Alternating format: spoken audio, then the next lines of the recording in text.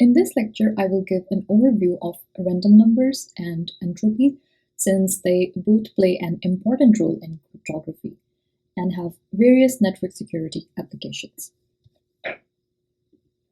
So, a number of network security algorithms that are based on cryptography make use of random numbers. Here are some examples. So, for example, we use them in the generation of keys for RSA algorithm and other public key encryption algorithms.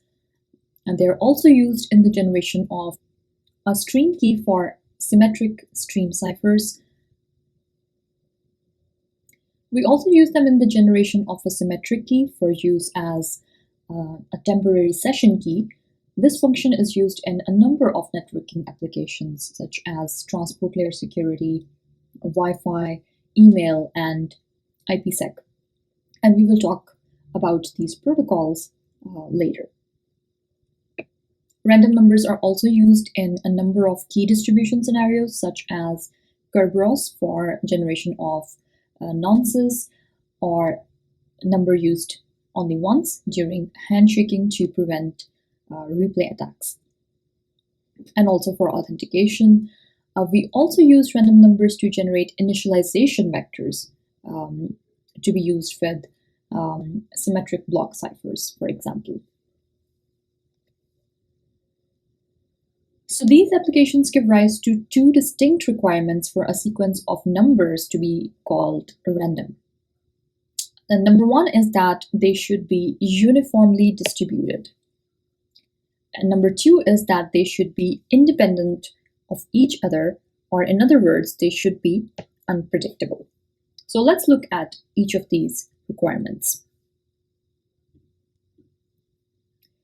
Now, uniform distribution means that the distribution of bits should be uniform, which means that the frequency of occurrence of ones and zeros should be approximately the same.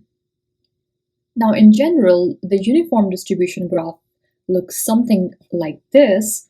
You can see here that the frequency of occurrence of each of these possible values, as shown here on the x-axis, is the same, since the bars here are all of equal height. So let's say one of these numbers is 5 and that it is occurring 10 times in this sample. And this means that the other numbers in this sample are also occurring 10 times. So basically, the frequency here is 10. So let's look at an example. Here on the left is a screenshot of a sequence of 5 numbers that is generated by this website called random.org, which claims to generate true random numbers. So to check if the sequence is in fact random, here on the right I have a screenshot showing the binary version of each of these numbers, and then the number of ones and the number of zeros in each of these binary numbers.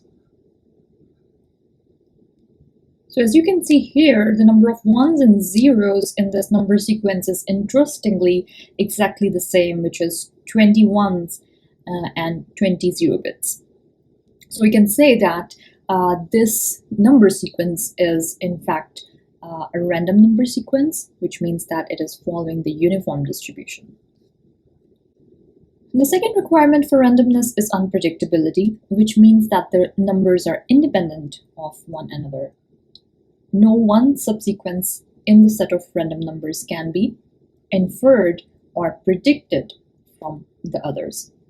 Now, this is an important requirement when we are doing authentication and session key generation, since we do not want that the subsequent session keys can be predicted from the current session key in case it is leaked. Now, one way of measuring unpredictability of, for example, a key is by calculating its entropy. So entropy can be thought of as a measure of unpredictability and also as a measure of information, right? So basically, we can say that the higher the entropy is, the higher the unpredictability is. And when we say it's a measure of information, we can say that the higher the entropy, the lower the amount of information we have in it. So let's say if you have enough information about how one session key is generated, then you can possibly predict the next one, which means less entropy. So entropy is directly proportional to unpredictability, but it is inversely proportional to information. Therefore, something that has infinite entropy has basically zero information. So how do we measure entropy? Well, we measure entropy in bits. So you count the number of possibilities, denoted here by P, and then you calculate log to the base 2 of that number. That's one way of calculating entropy. So let's say we are talking about a session key which has, let's say, 128 bits. Now the number of possibilities here is basically the number of possible keys, which is 2 raised to power 128. Now taking log to the base 2 of this gives you 128 bits entropy. So the larger the key size, basically, the higher the entropy. And today we consider 128-bit key size as sufficiently secure for symmetric key encryption because it has sufficient amount of entropy. Now another way to calculate the entropy is to calculate it separately for each bit location. Right, so we have, in this case, 128 locations because we have 128 bits. And then at each location, we can either have a 0 or 1, which means 2 possibilities, right? And then we take log to the base 2 of that, which gives us 1, right? So adding 128 times give you 128 bits. Okay, now let's take a look at a different example. Let's say now we're talking about password entropy. And here are two different password policies. One is to create an 8-character password. The other one is to create a 10-character password. And so first one, you can choose the characters randomly. They can have both uppercase and lowercase, and it can also have numerics. So here is an example of such a password. And in the other policy, you can have first, you're supposed to actually have 8-letter English dictionary words.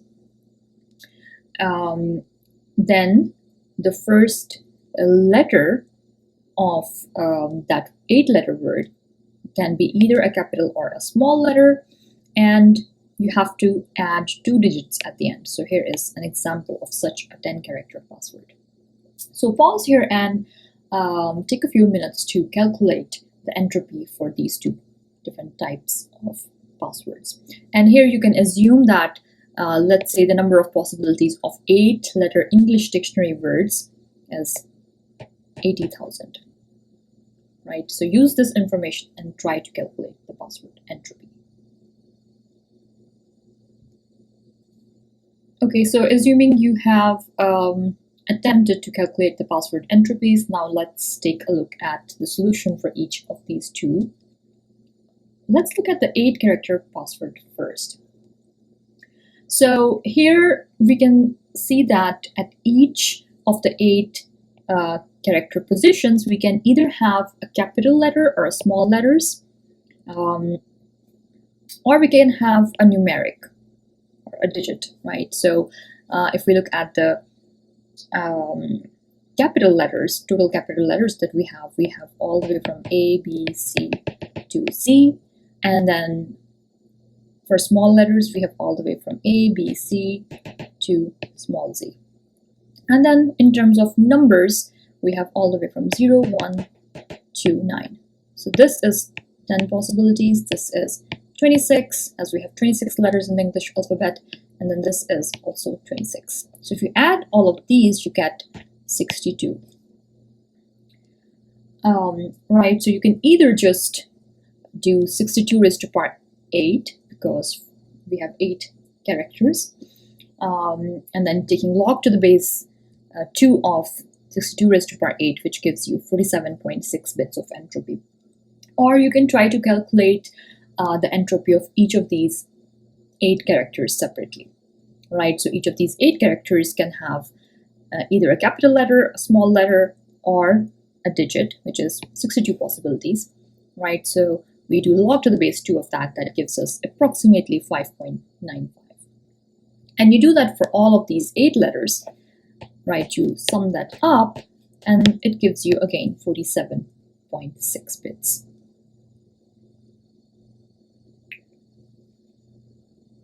Let's look at the other type of password, which is 10-character password. But this one, you first start with an 8-letter English dictionary word. So it has to be a proper word. It cannot be random letters. Okay, and then you make the first letter either capital or small, and at the end of that 8-letter word, you add 2 digits. For example, the numerics is an 8-letter word. Then you make the first letter either capital N or small n, and at the end you add 2 digits. So here we are assuming that we have a total of 80,000 English dictionary words. And so I just Googled that, and I found out that we have a total of 80,000 8-letter English words. So we're just assuming that information. Okay, so now we start with that information, and then we can see that we have 80,000 possibilities right now. Okay, so if we divide our password up, we have 8 letters here and then these 2 digits. Okay, so these currently have 80,000 possibilities. But we are saying that for the first letter, it can either be uppercase or lowercase, right? So for example, we can have numerics, or we could have numerics, right? So this already gives you 2 possibilities for each word, right? So basically we can do that for all of the 80,000 words, right? So this means we have, instead of 80,000 possibilities, we have 80,000 into 2 possibilities for these first 8 letters, right? So we actually have 160,000 possibilities now. And let's say we take log to the base 2 of this number, we get approximately 17 bits of entropy for the first 8 letters. We still have to calculate the entropy for the other 2 letters here, which, are not letters, which are numbers, right? So then for each of these digits, we have 10 possibilities.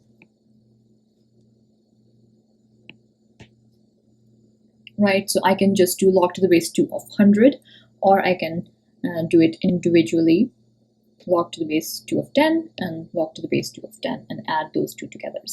That gives us 6.6 bits of entropy. So total entropy now is 17 plus 6.6 bits, which is 23.6 bits. So if you compare the entropy of a 10-character password using this policy, you can see that although the password is longer, since you have more information about what each character looks like, you have less entropy. As compared to the previous one, where we had 47.6 bits of entropy, we had less amount of information for each individual characters, although we had a smaller password length, right? So we had higher entropy.